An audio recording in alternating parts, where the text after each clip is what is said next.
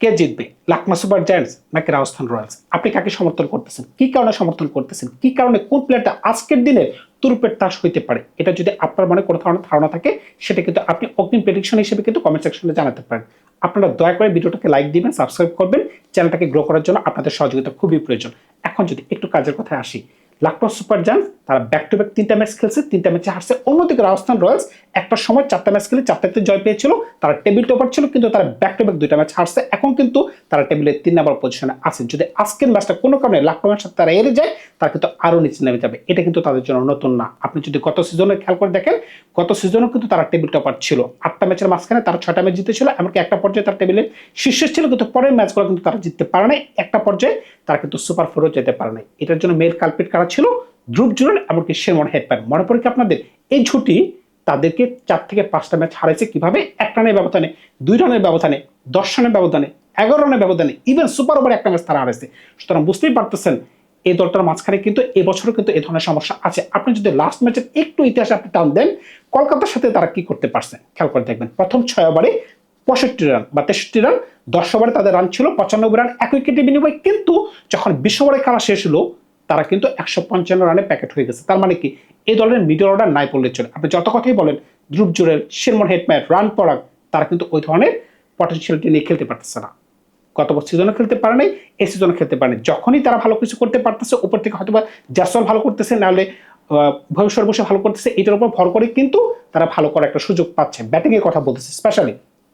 এখন যদি ব্যাটিং এর প্রসঙ্গ যেহেতু চলে আসলো, আপনি যদি লখনৌ সুপার জায়ান্টসে একবার উকি দেন, লখনৌ সুপার জায়ান্টসের মেন সমস্যা কিন্তু ব্যাটিং।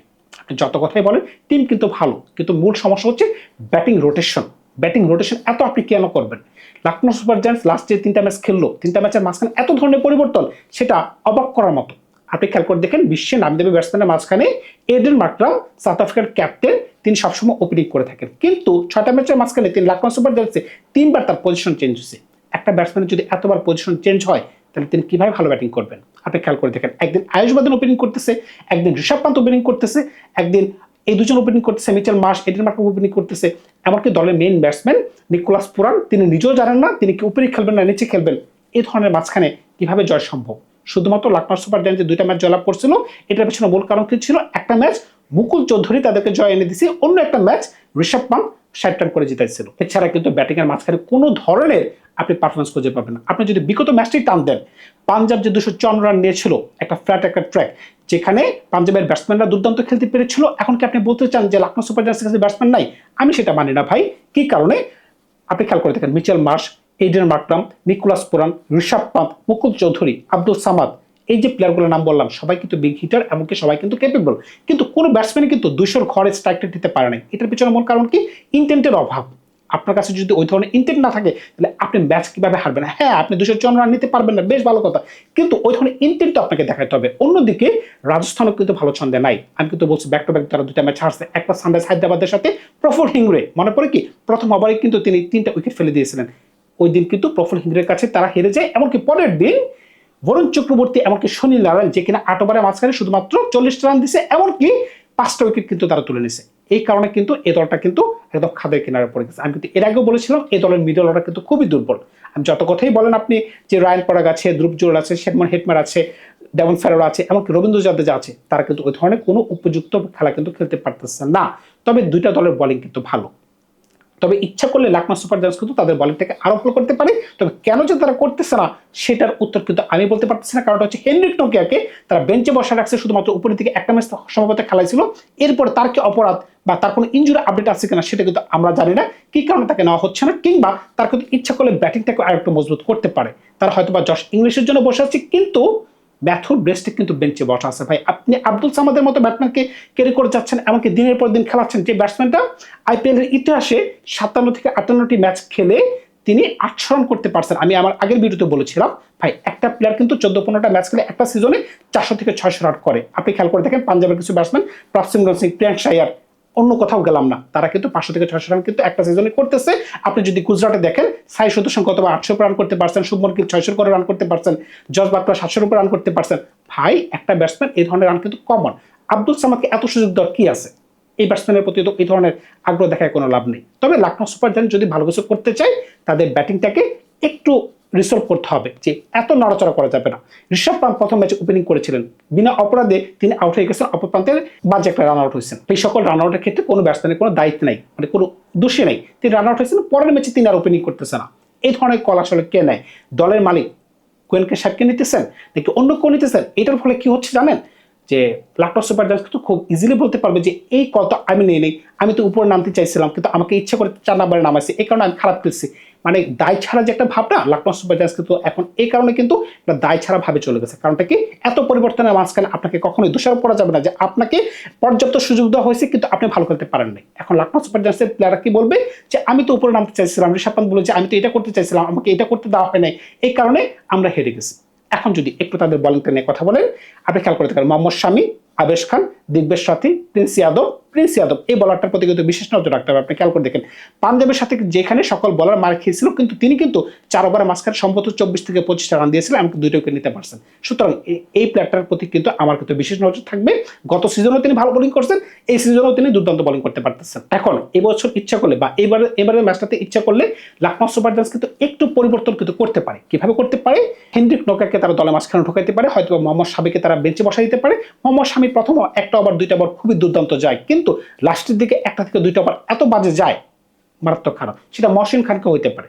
তো আপনি কাকে বসাবেন? আপনি অবস্থা বুঝে ব্যবস্থা নিতে পারেন, কিংবা ম্যাথিউ ব্রিস্টেকের মতো প্লেয়ারকে যদি আপনি দলে ঢুকাতে চান তাহলে হয়তো বা আপনি নিকোলাস প্রানকে ড্রপও করতে পারেন, বা কিংবা 4জন পেসার 4জন প্রিমিয়াম ব্যাটসম্যান খেলাইতে পারতেছেন। কিন্তু নিকোলাস প্রানকে যে আপনি ড্রপ করবেন, এখন নিকোলাস প্রান যদি প্রশ্ন করে যে আমাকে কি কারণে ড্রপ করা হলো, আমার অপরাধ কি, আমি তো আমার পর্যাপ্ত সুযোগ আমি পাই না, এমনকি আমার যেটা স্ট্রেংথের জায়গা, আমি যে পজিশনে ব্যাট করে থাকি আমাকে তো ওই পজিশনে দেওয়া হয় নাই, তখন কিন্তু কিছু বলার নাই। অন্যদিকে রাজস্থানের কথা যদি আসেন, রাজস্থান কেন ভালো করতেছিল?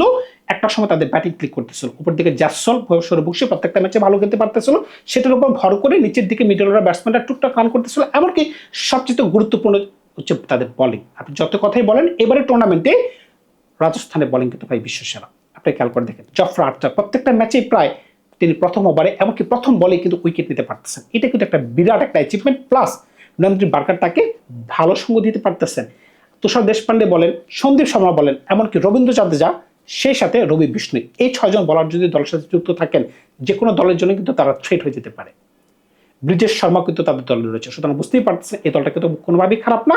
উপরের দিকে যদি আজকে ভবিষ্যৎবংশী জ্যাসওয়াল, রায়ান পরাগ কিংবা ধ্রুবজল তারা যদি একটু ভালো করতে পারে, এমনকি নিচের দিকে মিডল অর্ডার ব্যাটসম্যান হিসেবে যদি শিরমন হেডপার নিজেকে একটু তুলে ধরতে পারেন, আমরা কিন্তু বিশ্বকাপের মঞ্চে দেখেছিলাম তিনি কিন্তু দুর্দান্ত ছন্দে ছিলেন। কিন্তু এখানেও কিন্তু কথা আছে, ব্যাটিং পজিশন কিন্তু ম্যাটার করে। বিশ্বকাপে তিনি 3 নম্বর পজিশনে ব্যাটিং করতেন, কিন্তু এখানে তাকে ব্যাটিং করতে হচ্ছে 5 নম্বরে কিংবা কোনোদিন 6 নম্বরে। এই কারণে কিন্তু এই ব্যাটসম্যানটাকে খেলতে পারতেছে না। ব্যাটিং পজিশন কিন্তু সবসময় ম্যাটার করে। আপনি যদি সচিনকে ওপেনিং এর জায়গায় 5 নম্বরে নামান, সচিনকে এত বছর এতগুলো রান করতে পারতেন, এইগুলো কিন্তু ম্যাটার করে ভাই। তো এই দুই দলের মাঝখানে যদি আপনি ম্যাচ আপের কথা বলেন, ব্যাটিং অর্ডার কিন্তু অবশ্যই আমি বলবো যে একটু হলেও কিন্তু লখনউ সুপার জায়ান্টস এগিয়ে আছে। কি কারণে? আপনি খেয়াল করে দেখেন Mitchell Marsh, Aiden Markram, Rishabh Pant, Ayush Badoni, Nicholas Pooran, Abdul Samad, মুকুল চৌধুরী প্রত্যেকেই কিন্তু টুকটাক ছন্দে আছেন, কিন্তু তারা খেলা খেলতে পারতেছে না। কি কারণে? ব্যাটিং রোটেশনের কারণে। তারা যদি একটু ধরে সে পজিশনে খেলতে পারে, হয়তো বা সৌরভবংশী, জ্যাসওয়াল তাদের থেকে তারা ভালো খেলতে পারবে। দুই দলই মোটামুটি একটু আনব্যালেন্স অবস্থা আছে। দুইটা দলের কিন্তু জয় খুবই গুরুত্বপূর্ণ, কিন্তু কারা যে জয় পাবে সেটা কিন্তু বলা যাচ্ছে। যদি আজকের ম্যাচে যদি রাজস্থান ফাইসার যায় লখনউ সুপার জায়ান্টসের সাথে, তাহলে কিন্তু তারা একটু গর্তে পড়ে যেতে পারে। কারণটা কি? আমরা কিন্তু গত ম্যাচে দেখছি মুম্বাই কিন্তু ছন্দে ফিরে আসছে। যখনই মুম্বাই ছন্দে ফিরে আসবে, উপরে যারা এখন বিলংস করতেছে, উপর থেকে কিন্তু ম্যাচ কিন্তু তারা হারা শুরু করবে। কারণ কি? মুম্বাইয়ের ছন্দ মানে কি? তাদের টানা জয়। এটা কিন্তু আপনাকে মানতে হবে। মুম্বাই যখন টানা জয় লাভ করা শুরু করে, তখন কিন্তু বিপক্ষ কোনো দলে কিন্তু তারা গণায় ধরে না। এখন আজকের ম্যাচে যদি রাজস্থান জয় না পায়, তাহলে কিন্তু আপনি বলতে বাধ্য হবেন পরবর্তী ম্যাচগুলোতে যে রাজস্থানের টপ 4-এ যাওয়ার সম্ভাবনা কিন্তু দিন যাবে কমে যাবে। কারণটাকে হয়তো আপনি বলতে পারবেন তারা শুরুতে 4টা ম্যাচ জিতছে, কিন্তু শুরুতে 4টা ম্যাচ জিতা আর লাস্টের দিকে টানা 4টা ম্যাচ জলার পরে কিন্তু এটা কঠিন ব্যাপার হয়ে যাবে। কারণ কি? টুর্নামেন্টের মাঝপথে এখন কিন্তু প্রত্যেকটা দল জানে কোন দলের শক্তি কোন জায়গায়, কোন দলের দুর্বলতা কোন জায়গায়। এখন আজকে যদি আপনি আমাকে প্রশ্ন করেন যে কোন দল আজকে জয় পেতে পারে, আমি কিন্তু সরাসরি বলতে চাই যে আজকে রাজস্থানের পাল্লা ভারী। কারণ কি? তারা 2টা ম্যাচ হারছে। রাজস্থানের ব্যাটিং কিন্তু এতটা খারাপ না। আপনি যতই বলেন মিডল অর্ডার দুর্বল, যেহেতু আজকে রাজস্থানের মাটিতে খেলা, এমন একটা গ্রাউন্ডে খেলা যেখানে আগে ব্যাটিং করে একটা দল 5 বার জিততে পারছে, এমনকি আগে বোলিং করে 4 বার একটা দল জিততে পারছে। রাজস্থানের কাছে এমন সক্ষমতা আছে, তারা আগে ব্যাটিং করে জিততে পারে, এমনকি আগে বোলিং করে জিততে পারে। এমনকি লখনউ সমস্যা কোন জায়গায়? লখনউ যেহেতু ব্যাটিং এর সমস্যা আছে, মানে গোড়ায় গলম, মানে আপনার ব্যাটিং এর সমস্যা মানে কি? আপনার তো সবই সমস্যা, টি-20তে ব্যাটিং যার সমস্যা তার সবই সমস্যা।